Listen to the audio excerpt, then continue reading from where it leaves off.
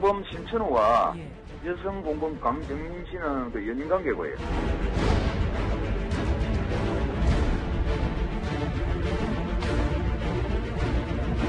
부유층들이 모이는 골프장에서 본인이 일을 하고 있다, 인간관계를 맺고 있다라는 게 이 사람에게는 사실은 동경의 대상?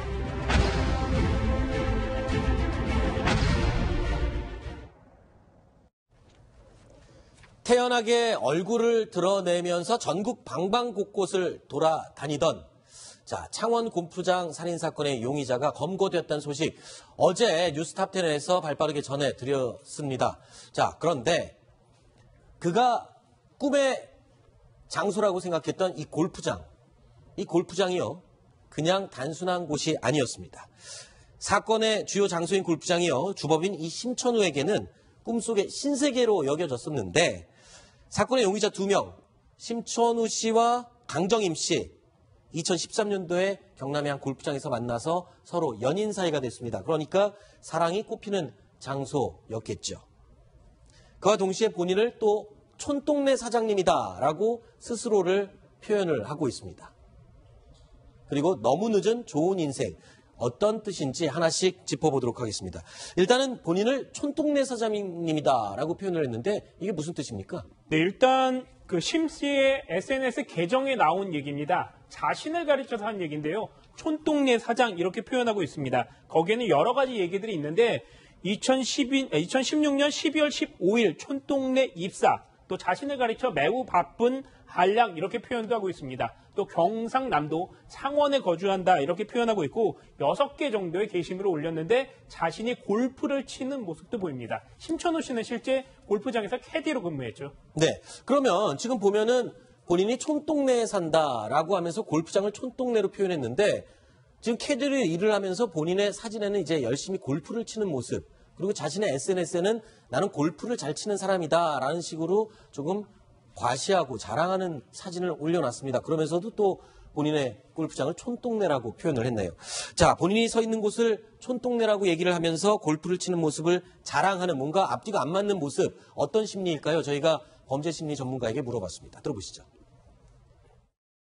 가장 부유층들이 모이는 골프장에서 본인이 일을 하고 있다, 인간관계를 맺고 있다라는 게 이 사람에게는 사실은 동경의 대상, 본인도 그런 삶을 살고 싶은데 어떻게 보면 좀 격차가 있다. 이제 그 골프장에서 동경하는 가치를 실현하려고 나름의 노력을 했던 것 같습니다. 부유한 삶을 동경했던 용의자 심천우. 하지만 SNS를 통해서 드러낸 그의 본심은 또 달랐습니다. SNS를 한번 보겠습니다. 이런 글을 썼습니다. 이게 어떤 내용의 SNS 내용인가요? 그러니까 살다 이런 땡땡 처음 보네라는 글을 썼더니 지인이 너보다 더한 X냐라고 물었더니 심천우 씨가 칼부림 났었다라고 또 다른 범죄를 암시하는 글을 썼습니다. 이 글을 보면은 뭔가 누군가에게 또 다른 사람에게 칼부림을 했었던 그런 흔적이 있는 것 같거든요. 어떻게 보십니까? 칼부림 났었다 한 게 아마 사건으로 이제 비화된 것 같지는 않아요. 아, 그래요? 네, 만약에 그랬다면 다른 어떤 문제가 있었을 것 같죠. 현재 드러난 이 심천우의 전과 관계는 아주 경미한 그 어떤 전과 두 개거든요. 네. 그래서 이제 그건 아닌 것 같은데, 이 사람 보니까 본인이 이수정 교수님 말씀하신 것처럼 본인이 동경하는 거는 자신들이 흔히 보던 데 아니겠습니까? 흔히 보는 그 골프장 내에서 부유층 사람들이었지만 실제 그 현실에서 생활하는 모습은 어떻게 보면 좀 천박한 어떤 범죄인 형태 그 이상을 벗어나지 못한 게 아닌가 이런 생각이 들죠. 네. 나름 심천우 이 사람 입장에서는 이 사랑을 꿈꾸고 또 동경했던 골프장. 그런데 이 골프장을 벗어난 심천우는요, 실제 삶이 너무나 초라했습니다. 들어보시죠. 피의자 심천우의 카드 연체 대금이 2,600여만 원으로 독촉을 받고 있다는 피의자 심천우의 진술입니다.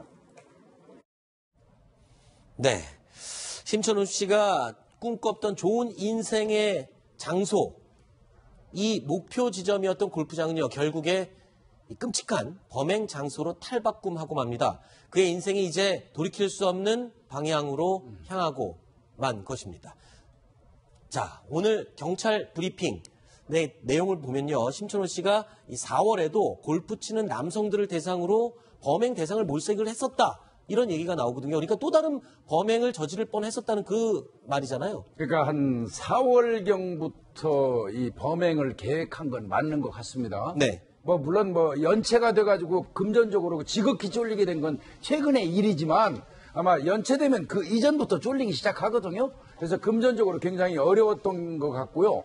4월경에 이번에 개입된 그 공범들 이외에 자신의 지인들하고 아마 어떤 범행 계획을 본인이 세워가지고 같이 하자. 네. 그 범행이 뭐였냐면 결국은 이번과 같은 그 납치예요. 납치해가지고 금품을 강취하고자 하는 그거거든요. 그때도 다른 남성 네. 골프 치는 사람들을 상대로 납치 계획을 했었다. 예. 그래서 타켓을 설정한 게 어떤 돈 있는 골프 치는 남성이었는데 네. 실제로 실행행위에 가기도 했었어요. 근데 그 차가 이제 그때 그 범행 계획은 뭐였냐면 차로 먼저 들이받고 네. 그 상대가 내리면 그때 납치하려고 했던 건데 아하. 차가 먼저 가버리는 바람에 이게 추돌이 안 됐어요. 아하. 그래서 그냥 그 미수에 그친 그런 상황이 있는 걸로 봐서는 네. 애초부터 금품에 의한 어떤 그 목적 범죄인 걸로 보여집니다. 네. 자, 일단은 돈이 많아 보이는 사람에 대해서는 어떻게든 납치를 할 계획을 예전부터 계속 했던 그런 범인이었습니다. 자, 그런데 범죄를 계획하는 그 순간에 심천우는 도대체 무슨 생각을 하고 계획을 했던 걸까요? 전문가의 말을 들어보시죠. 본인이 목표하는 지점은 굉장히 높은데 현실은 현재의 생활 방식으로는 도저히 그 목표를 달성하기가 어려운 그 격차, 금전적으로 이제 갈취를 하기 위한 목적은 어떻게 보면 감정이 아니고 그건 굉장히 합리적 선택이기 때문에 그러니까 심천우의 입장에서는 이 범죄가 아니라 합리적인 선택이다. 그러니까 본인이 현실적으로 골프도 치고 부유하게 지내고 싶지만 매일 보는 게 그런 건데 현실은 자기가 그렇게 하지 못하는 경제적인 상황. 그러니까 돈 있는 사람들 걸 뺏겠다. 자연스러운 어떤 선택이었다. 이런 설명이네요. 글쎄, 저도 범죄학을 연구하는 사람이지만 그 말에는 좀 동의하기가 좀 어렵습니다. 아, 그래요? 교수님은 어떻게 보십니까? 범죄 행위에 합리적인 선택이라는 걸 갖다 붙이는 게 타당성이 있을까요? 저는 그냥 이번 사건을 너무 확대해서 가지 말고요. 네. 비대에 쪼들리는 어떤 범죄자가 그 금품을 강취하기 위한 범죄 이상 그 이하가 아니라고 봅니다.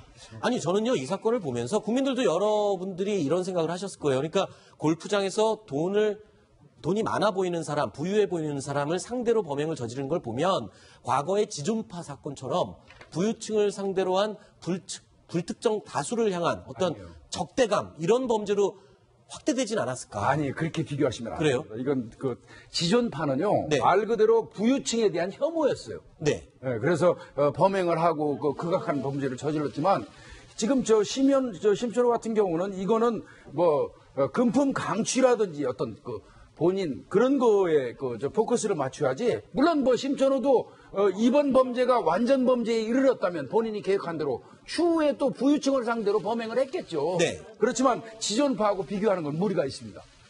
혐오 범죄하고 이거는 다르거든요. 아, 그렇군요. 자, 그런데 이 체포 뒷이야기들을 좀 해보겠습니다.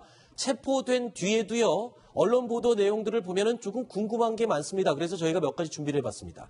6월 28일 오후 4시 서울 중랑구 한 모텔에 남녀가 들어섰습니다. 심천우 그리고 경찰자 강정임 두 용의자가 서울에 도착한 바로 그 날입니다. 자, 그런데요. 이들의 요구는요, 특이하다 못해서 좀 이상한 부분이 있습니다. 창문이 있는 방을 꼭 달라라고 이 모텔 측에 요청을 했다는 겁니다. 왜 창문이 있는 방을 달라고 그랬을까요? 이거는 이제 범죄를 많이 다뤄본 사람들한테는 공식입니다. 아, 그래요? 예, 범죄인들이 피신을 할 때 모텔이라든지 건물에 갈 때는 2층 정도의 높이를 원합니다. 네. 언제든지 뛰어내릴 수 있고 창은 그 용도로도 쓰여요. 네. 창을 통해서 2층 정도의 높이에서 뛰어내릴 수 있는 정도. 네. 그다음에 1층 같으면 바로 검거하는 사람이 들어와가지고 검거될 수 있잖아요. 아하. 약간의 시간을 벌 수 있는 게 2층이고요. 네. 뛰어내릴 수 있는 정도의 높이이기도 하고요. 그다음에 또 효율적인 게 있죠. 망을 볼 수 있잖아요, 수시로. 밖을 쳐다볼 수 있잖아요. 그래서 범죄자들이 아주 지극히 선호하는 거는 90% 이상이 2층입니다. 네. 그렇군요. 왜 2층에 창문이 있는 방을 달라 그랬나 궁금했었는데 명쾌하게 해설이 됐습니다. 그런데 이건 또 왜 그런가요? 쓰레기는 봉지에 담아서 내놓을 테니 청소는 하지 말아달라. 이것도 범인들의 습성인가요? 이것도 이제 자신들이 은신하고 있기 때문에 자신들이 노출되는 거를 최대한 방지하기 위해서 네. 마주치지 않겠다는 것이죠. 네. 자신들의 얼굴을 보여주지 않겠다는 그런 의미라고 보면 됩니다. 그렇군요. 자, 그런데요, 두 사람은 대부분의 시간을 모텔 2층 방에서 보냈습니다. 이 투숙 생활도요, 참 이상하다 싶었는데 어땠는지 들어보시겠습니다. 문을 이렇게 막 활짝 열고 이렇게 물건 만든 게 아니고 문도 조금 열고 이렇게 받고 내부도 못 볼 정도로 그렇게 사람들도 안 나오고 음식을 시키는데 문 열어가지고 다 받아가는 게 아니고 주셔가지고 진행하는 거예요. 자, 한 달 묵을 방을 달라. 그리고 일주일 동안은 지내겠다라고 요구한 두 사람. 근데 폭우가 내리던 날 갑자기 이틀을 남겨놓고 나갔단 말입니다. 왜 다른 데로 도망갈 생각이 있었던 걸까요? 네, 아마 처음에는 3만 원씩이에요. 40년 정도 된 그 모텔이고 네. 75세 노부부가 운영하는 곳이니까 설정은 잘했어요, 이들이. 네. 이 나름대로 좀 허름하다고 판단되는 숙박업소를 정한 것 같은데 원래는 한 달치를 얻고자 했는데 그건 안 된다 하니까 네. 그럼 일주일치 21만 원. 그런데 네. 이제 20만 원을 내니까 만 원은 깎아줘가지고 그 방을 이제 차지하게 됐는데요. 네. 아마 이들의 입장에서는 아까 말씀드린 것처럼 창에서 연신 내려다 봤을 거예요. 아하. 그런데 쫓기는 사람 입장에서는 형사의 물색으로 보이는 사람들이 신경 쓰이기 시작할 겁니다. 아하. 그래서 그 즈음에는 1차 아마 그때쯤 제가 알아보니까 중랑소나 이쪽에서 그 인근을 많이 샅샅이 뒤지고 있었던 것 같습니다. 네. 그러면 형사의 모습을 발견한 거예요. 아하. 일단 위기감을 느끼고 빠져나가려고 나갔던 것 같고요. 네. 일단 폭우가 오는 날 나갔는데 나가서 보니까 자신들이 공개수배 특히나 순천에서 머리한 것까지 공개수배가 돼버렸어요. 네. 그 즈음에 그러니까 더 이상 이제 피하기가 효율적이지 않다. 다른 곳은. 네. 그래서 아마 그래도 안전하다고 생각되는 그 집으로 다시 들어갔던 걸로 보여요. 네. 그런데 말입니다. 이 이상한 투숙객들이 퇴실한 뒤에 모텔 주인이 갑자기 112에 전화를 겁니다. 신고를 하는데요. 이 신고를 하기 전에 이 모텔 주인은 신고를 해야 할지 말아야 할지 역술인을 찾아가, 즉 점쟁이에게 찾아가서 물어봤다고 하는데 글쎄요, 이거는 또 왜 그런 건가요? 저희가 이 보도 내용을 보면서 가장 궁금했던 점입니다. 이거 왜 그런 건가요? 이 노부부가 처음에 1차 경찰에 신고를 한 적이 있었어요. 네. 그때는 이들이 살인범이라고 생각하지 않았습니다. 네. 단지 이상한 사람들이라고 생각해가지고 신고를 했는데 막상 몽타주를 가지고 경찰이 가서 확인하니까 또 아니었어요. 남자는 못 봤고 여성은 아닌 걸로 봐가지고 아니라고 얘기를 한 적이 있어갖고 한 번 실수를 했다는 마음이 있었어요. 노부부한테는. 예. 그래서 이제 어르신들. 그 부분에 좀 부담을 느꼈었고, 그 다음에 이제 나름대로 또 이들이 두 번째 신고할 때는 이거 살인범으로 느껴지기도 했거든요. 그래서 그들에 대한 두려움도 있었고요. 그 다음 세 번째는 제가 볼 때는 평소에 이 두 분이, 연세 드신 두 분이 이 역술인 무속인에 대해서 많이 의존했던 것 같습니다. 심리적으로. 네. 예. 그렇군요. 그러니까 그렇게 특별한 의미가 있는 건 아니거든요. 네, 그러니까 예. 마음이 좀 여린 어르신들이 그렇습니다. 예. 지금 놀라서 경찰의 협조를 제대로 못한 부분에 조금 미안함에 그런 행동을 했을 수 있다. 자, 그런데요. 단순하게 모텔 주인 입장에서 생각하면 이상한 투숙객이 생각보다 그것도 돈을 이미 다 낸 상태에서 나갔다. 그게 신고할 이유입니까? 저는 그게 좀 이상하거든요. 그러니까 이제 일반적으로 우리가 일선에 있을 때 각 숙박업소에다가는 조금이라도 이상한 행태, 이상한 모습을 보이면 일단 신고해 주십시오 하고 홍보 계도를 엄청 많이 그렇군요. 하거든요. 그래서 참 숙박업소 운영하시는 분들이 많이 협조를 하셔가지고 사실 드러나지는 않았지만 온갖 잡범들은 상당히 많이 잡습니다. 신고에 의해서. 예. 그렇군요. 자, 그런데 또 궁금한 점이 있습니다. 9일간의 도주구 끝에 붙잡힌 용의자가요, 정말 이상한 말을 합니다. 자, 이 경찰 진술에서요, 본인이 이 피해자를 살해하지 않았다라고 주장을 하고 있습니다. 모든 근거가 있고, 모든 증거가 나와 있고, 정황이 나와 있는데도 본인은 살해하지 않았다라고 얘기를 합니다. 자, 경찰의 이야기 들어보시겠습니다. 살해 혐의는 부인했습니다. 범행을 계획을 하고 그다음에 사체를 마대에 담고 그다음에 유기행위는 다 시인했는데 살해는 자기가 하지 않았다. 이게 무슨 말입니까? 이거는 제가 보니까요, 참 어리석은 짓인데요. 네. 그러면 살해하지 않고 마대에다가 산 사람을 돌 넣어가지고 했으면 수장시키려고 했나요? 그럼 더 큰 죄네요. 네. 이건 바보 같은 짓이고요. 네. 그리고 경찰의 1차 부검 결과는 경부 압박 질식사가 나왔어요. 이미 목을 졸라 숨지게 한 것으로 증거가 다 경부 압박 나왔군요. 질식사가 나왔으면 두 가지밖에 없어요. 네. 손으로 졸라서 액살이라고 얘기해요. 네. 그러면 손가락 자국이 남게 될 거고요. 그 다음에 끈으로 조았다면 교살이라고 그래서 그것도 이 사건이라고 끈 자국이 남습니다. 그래서 경부 압박 질식사는 명백한 걸로 지금 일단 나와 있고요. 네. 본인은 뭐를 지금 주장하고 싶은 거냐면 강도 살인이 아니라 네. 강도 치사로 가고 싶은 거예요. 형량 차이가 10년 가까이 날 겁니다. 그런 거를 본인이 강도 살인하고 판단할 수가 강도 있나요? 치사가 그 이유가 뭐냐면 살해할 의도가 나는 없었다. 네. 단지 이 사람을 납치해서 입에다 재갈 물리고 테이프를 붙여놨더니 어느 순간 보니까 사망했더라. 네. 내가 살해한 게 아니고 본의 아니게 그냥 그 납치해서 이거 붙여놨더니 테이프를 붙여놨더니 사망했더라. 그러니까 이건 강도 치사다. 네. 예, 고의가 아니다. 네. 이거를 주장하고 싶은 거예요. 자, 심천우의 저런 생각, 논리 어떻습니까? 실제로 처벌에 영향을 줄 수가 있습니까? 더 경감될 수가 있나요? 그렇죠. 지금 교수님 말씀하신 대로 과연 강도 살인이냐 아니면 단순한 강도 치사냐에 따라서 형량 차이가 상당히 날 수 있습니다. 왜냐하면 강도 살인, 즉 고의적으로 사람을 죽였다고 한다면 법정형이 사형 또는 무기징역 2개입니다. 네. 그 중에 하나인데요. 하지만 고의적으로 죽인 것이 아니라 강도하는 와중에 그 과정에서 사망했다.